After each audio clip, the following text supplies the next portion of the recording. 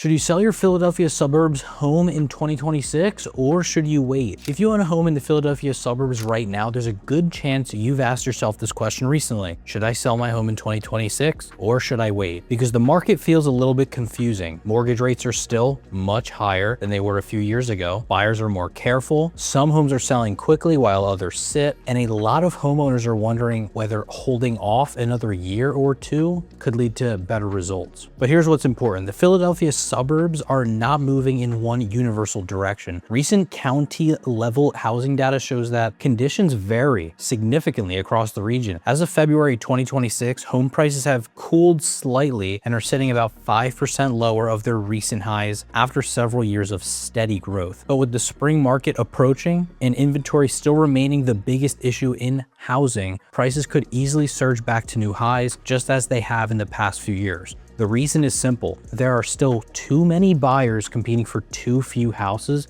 and this trend likely won't change until rates come down significantly. So the real question is not, is it a good market? The real question is, does selling now make sense for your home, your area, and most importantly, your needs? In this video, I'm going to break down specifically for the Philadelphia suburbs. We'll talk about what the market is actually doing across the suburbs, why some areas are still performing very well, how mortgage rates are affecting buyers, when waiting might make sense for you, when selling now could be the smarter move, and why for many sellers, starting on the private market at your aspirational price is the smartest first move for most sellers. And if you're thinking about selling and want help figuring out what makes sense for your exact situation, I'm Stefanatos, a real estate agent on the main line and surrounding Philly suburbs. I'm actually recording right now in the Wayne office right now. I will also have on screen some of my recent sales where I either represent the buyers or sellers from Media, Westchester, Malvern to Villanova, Gladwin, even Bryn Mawr. But let's get right into it. So the first topic, the Philadelphia suburbs are not one market. One of the biggest mistakes homeowners make is treating the Philadelphia suburbs like one giant market. Your strategy should not be based on national headlines. It should be based on your neighborhood, town, price point, your home condition, and the kind of buyer profile that your property attracts and when they are most active. A move-in ready home in a strong school district in Delaware County may behave very differently from a dated home in Chester County. Okay, topic number 2, why inventory still matters so much. Even though rates are higher, inventory is still one of the biggest reasons many sellers continue to have leverage. A lot of homeowners refinanced when rates were far lower than where they are today. Around 50% of mortgages were refinanced under 4%, and that has created a major lock-in effect where people stay put because they do not want to give up their much cheaper mortgage. The National Association of Realtors has highlighted this lock-in dynamic as a major reason why existing owners have been much slower to move. That matters because fewer listings means buyers often have fewer choices. Demand is much higher than supply, and that will likely remain until rates get closer to 5% or a little under 5%. If a home is overpriced, poorly presented, or not marketed correctly for its appropriate buyer profile, buyers are much more likely to pass. So yes, lower inventory still helps sellers, so you have that to your advantage right now, but it does not mean every home automatically sells quickly. Okay, let's get into topic number 3. Mortgage rates are still a real factor because they are shaping everything right now. According to Freddie Mac, the average 30-year fixed rate mortgage was around 6.1% as of March 12th. That is much higher than the ultra low rate period a few years ago,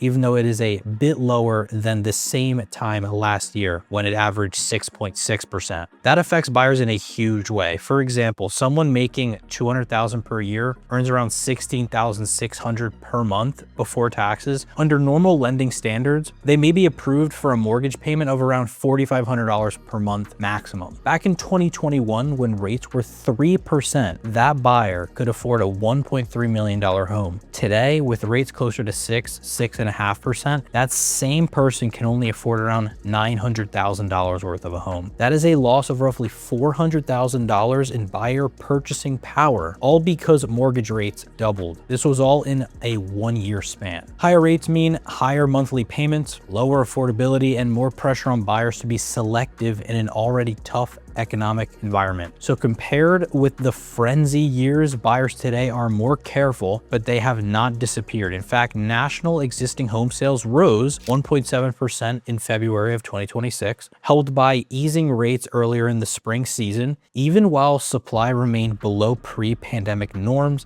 that is important for suburban Philadelphia sellers because it means there is still high demand, but buyers are more value conscious and less willing to overpay for homes that are not positioned properly than the past 2 years. Topic 4, why waiting might make sense for you. So there are definitely situations where waiting could make sense. If rates were to fall more meaningfully, that could bring more buyers into the market by improving affordability. That would be essentially helpful for more payment sensitive buyers shopping in mid-range suburban price points. If your home needs work, or if you are not ready emotionally or logistically to sell yet, waiting may also make sense so that you can prepare your property properly. But here is the risk with the wait for lower rates strategy. If rates improve, you may not just get more buyers, you might also get more sellers. The same lock-in effect keeping inventory lower right now could loosen up substantially if rates fall, which means more homeowners might finally decide to list their home. That could create more competition than sellers face today. So waiting is not an automatically safer option. It might bring more buyer demand, but it could also bring more listings, more competition, and more pressure to stand out.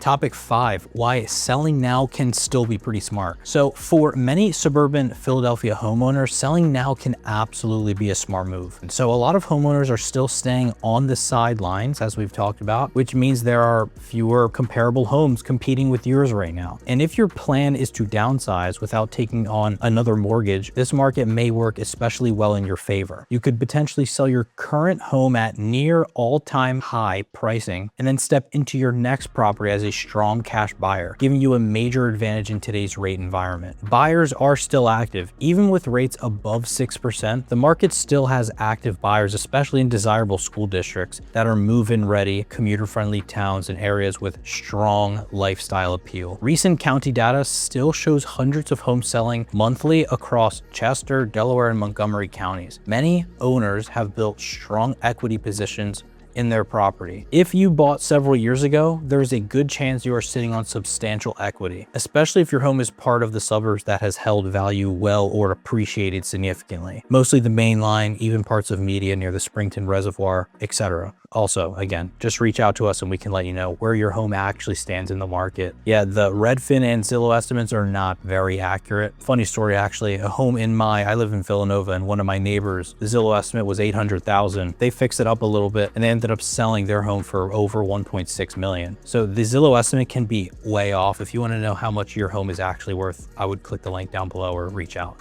For many sellers, the goal is not to wait for a perfect market. It is to take advantage of a market where inventory is still relatively constrained and buyers are still making moves when the right home appears. Now, topic number 6, the smartest first move for many sellers, okay? The private market. Now let's talk about strategy here, because this is one of the biggest opportunities many mainline and Philadelphia suburban sellers are missing. I believe that for many homeowners in the Philadelphia suburbs, listing your home first on the private market at your aspirational price is one of the smartest ways to begin. And that is what many sellers are actually doing these days. Instead of immediately putting your home on Zillow and the public MLS, we can first introduce it privately to qualified buyers, agents. That gives us several advantages here. You can test your dream price. Sometimes a buyer will pay a premium to secure the right home before it's going public. You preserve privacy and flexibility if you value those things. It is especially valuable if you are still figuring out your timeline, or you do not want to fully commit to a public launch with a sign in the yard, open houses, neighbors coming through your home. You can avoid all that. The biggest thing is you actually avoid public days on market on your home. If your home still needs a pricing adjustment or strategy shift, you can do that more quietly before going public. Another big pro here is you create exclusivity. A lot of buyers respond well to off-market or pre-market opportunities because they feel more limited and special. For many sellers in the Philadelphia suburbs, starting on the private market first and then going public if needed is the most strategic move if you do it the right way. Again, listing at your aspirational price privately first. And that's exactly what I've recently done with one of my last listings in Media. We listed it privately at my seller's aspirational home price, and we ended up selling it over that asking price in just 3 days. I'll actually have that on screen. And this was in Media on the Springton Reservoir reservoir. So it's very possible, and many sellers these days are doing it as the private market is growing. I actually came from a private market showing today in Devon as they're coming up on the market more and more. Anyway, topic number 7, does selling now help me accomplish what I need while the market still supports a strong outcome for my situation? Like we said, maybe you're downsizing, relocating, moving closer to family, cashing out equity, or buying something that fits your lifestyle a little bit better. If that's the case, then trying to perfectly time the market is likely the wrong approach, and you'll probably never be able to have the perfect market to do exactly what you want. But you want to make that decision in a market where the market supports the decision. Like, this is a great market for sellers that are not planning on getting another mortgage. If you're gonna sell your home and your next property, you will not be getting a mortgage, this is one of the best times to sell. In my opinion, the better move here is to make your decision based on what makes sense for you financially and what your timeline actually requires. Because the truth is, nobody knows exactly where rates are headed. Actually, right now, with the different things that are happening in the world, rates are going higher, which nobody thought would happen. Everyone would figure,